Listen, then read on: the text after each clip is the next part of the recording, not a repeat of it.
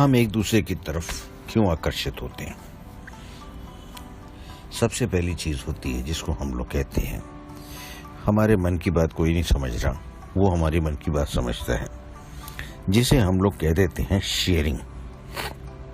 अब जब शेयरिंग की बात आती है तब हम लोग शेयरिंग करने के चक्कर में एक दूसरे की तरफ खिंच जाते हैं और न जाने हम कितनी दूर तक उस खिंचाव के अंदर चले जाते हैं। और फिर आप विश्वास करिए कि वो जो ऑब्जेक्टिव था शेयरिंग का, वो तो कहीं ख़त्म हो गया, दूसरे उद्देश्य चालू हो गए। ऐसा क्यों हुआ? हमें हमारा अपना ऑब्जेक्टिव ही क्लियर नहीं था और हमें अपने ऊपर कंट्रोल भी नहीं है। यानी कोई भी चीज़ हमारे को खींच सकती है। बहुत सही कहा आपने, हम इतने कमज़ोर नहीं हैं कि कोई भी चीज़ हमें खींच ले। पर ऐसा है, अगर आप नॉन वेज खाते हैं तो किसी जगह पे किसी रेस्टोरेंट में अच्छा नॉन वेज है जो आपकी पसंद का है, तो आप क्या करेंगे?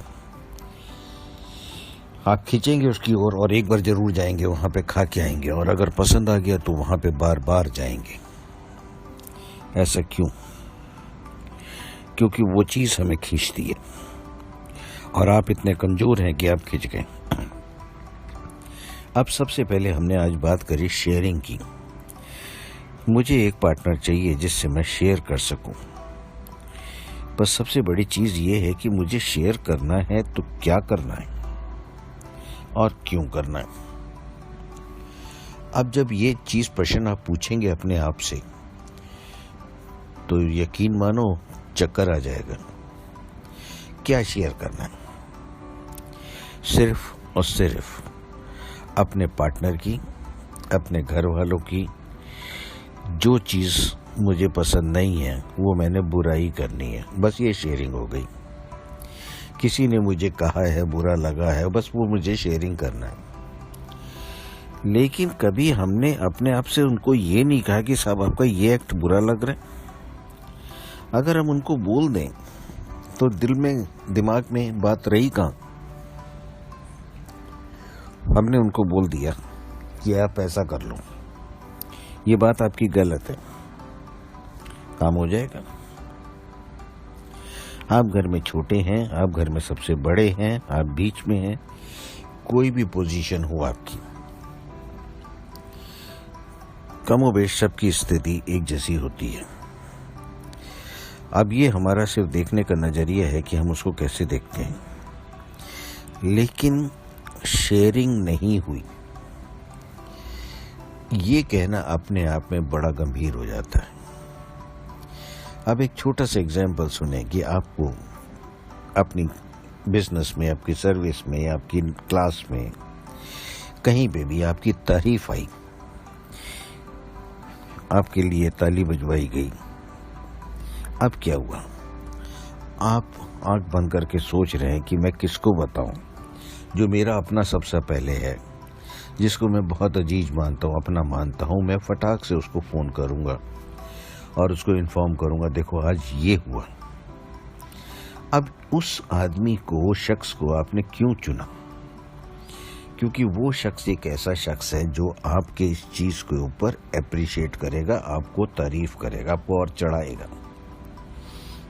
अब लेकिन जो आदमी आपको क्रिटिसाइज करेगा, क्या हो गया, फर्स्ट आया ना, कोई बात नहीं, ये तो चलता रहेगा, कुछ नया करके बताओ। ऐसे शख्स जिन्होंने ये कमेंट किए हैं, आप उसके पास बिल्कुल नहीं जाएंगे, आप उससे शेयरिंग नहीं कर रहे हैं। तो यहाँ पे अगर मैं ध्यान से सुनूं और समझूं तो एक कोर मुझे समझ में आता है कि हम शेयरिंग किससे करना चाहते हैं या क्यों करना चाहते हैं। जो हमारा शख्स तारीफ करे, हमारे को सिंपैथी दे, बस वही हमें प्यारा है। क्योंकि हम अपनी तारीफ सुनना चाहते हैं और अपनी, हम ये चाहते हैं कि हमें सिंपैथी मिले। यार, घर में पेरेंट्स ने हमें बहुत डांटा, हमें बहुत मारा, बीबी ने हमारे साथ ऐसा किया, हस्बैंड ने ऐसे किया। अब ये सब चीज आप शेयर कर रहे हैं, सास ने, ससुर ने, किसी भी रिश्ते में, किसी भी जगह पे, चाहे ऑफिस में बॉस हो चाहे कुछ हो,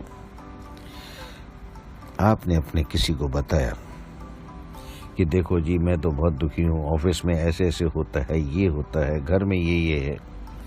अब ये सब चीजें क्यों बताई जा रही हैं? सिर्फ इसलिए कि मुझे सिंपैथी मिले, और सबसे ज्यादा जरूरी ये है कि वो मुझे सुन के ये बोले कि हाँ आप सही हो, दूसरा गलत है। पर अपने आप से ये प्रश्न करें, क्या उनकी बुराई सुनने पे मुझे खुशी होगी? या अगर बुराई सुन भी ली मैंने या किसी ने कर भी दी तो क्या फर्क पड़ेगा? ये बहुत बढ़िया बात है। हमें कहीं पे किसी को भी फर्क नहीं पड़ेगा, उसकी बुराई चाहे 10 जने करें चाहे 50 जने करें। सबसे ज्यादा जरूरी ये है कि आपने अपने अंदर क्या समझा है।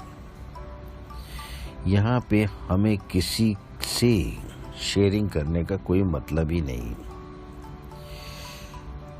क्यों शेयरिंग करनी है? क्योंकि हमें सिंपैथी चाहिए या हमें एप्रिसिएशन चाहिए, और दूसरा सामने वाला जो है, जो सुन रहा है, वो दूसरे को जिसके बारे में हम बता रहे हैं वो वही बोले जो हम सोच रहे हैं।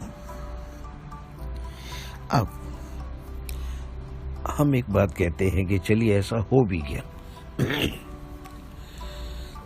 कि किसी ने आपको कुछ कह दिया, इसकी शेयरिंग क्यों करनी? सामने वाले का इंटरेस्ट है या नहीं है, जबरदस्ती आप उससे शेयर करेंगे, वो चुपचाप सुन लेगा, क्योंकि हो सकता है उसका कोई ऑब्जेक्टिव हो जो आपकी बात सुन रहा है। हो सकता है उसकी कोई मजबूरी हो कि पता है कि अगर नहीं सुना तो ये भड़क जाएंगे, तोड़ाफोड़ी करेंगे।